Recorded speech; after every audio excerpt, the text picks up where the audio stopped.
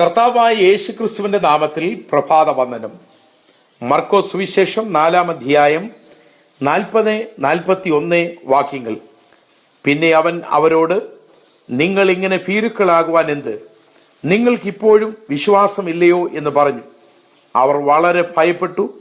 കാറ്റും കടലും കൂടെ ഇവനെ അനുസരിക്കുന്നുവല്ലോ, ഇവൻ ആർ എന്ന് തമ്മിൽ പറഞ്ഞു. നൂറ്റാണ്ടുകളായുള്ള ജനത്തിന്റെ ചോദ്യമാണ് യേശു ആരാകുന്നു എന്നുള്ളത്.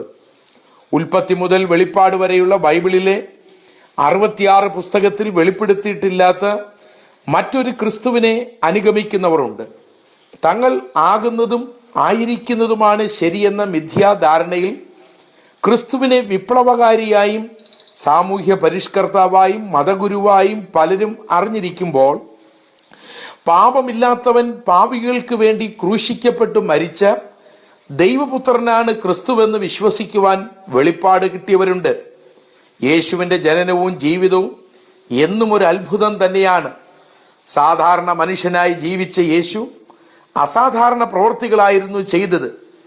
യേശു ചെയ്ത ഏറ്റവും വലിയ അത്ഭുതം പച്ചവെള്ളം വീഞ്ഞാക്കിയതോ 5 അപ്പം കൊണ്ട് 1000-ങ്ങളെ പോഷിപ്പിച്ചതോ അല്ല, മനുഷ്യരിലെ മഹത്വം തിരിച്ചറിഞ്ഞ് അവരെ നല്ല മനുഷ്യരാക്കി മാറ്റിയെടുക്കുകയായിരുന്നു. സാധാരണക്കാരായവരെ ഇന്നും തെരഞ്ഞെടുത്ത് അവരെ അസാമാന്യ കഴിവുള്ളവരാക്കി മാറ്റാൻ കർത്താവിന് കഴിയും. അതെ, വിശ്വസിക്കുക, നമ്മിൽ അത്ഭുതകരമായ പ്രവൃത്തി ചെയ്യാൻ കഴിയുന്നവനാണ് നാം സ്നേഹിക്കുകയും സേവിക്കുകയും ചെയ്യുന്ന കർത്താവായ ക്രിസ്തു. സ്വർഗീയ പിതാവേ, രാവിലെ സമയത്തിനായി നന്ദിയോടെ സ്തോത്രം ചെയ്യുന്നു. കർത്താവ് ആരാണെന്ന് അറിയുവാൻ ദൈവകൃപയാൽ ഞങ്ങൾക്ക് ലഭിച്ച ആത്മീയ അനുഗ്രഹത്തിനായി സ്തോത്രം. ജീവിതാന്ത്യം വരെ കർത്താവിനെ അനുഗമിപ്പാൻ ഞങ്ങൾ ഏവരെയും സഹായിക്കണം. കർത്താവായ യേശു ക്രിസ്തുവിൻ പരിശുദ്ധ നാമത്തിൽ തന്നെ.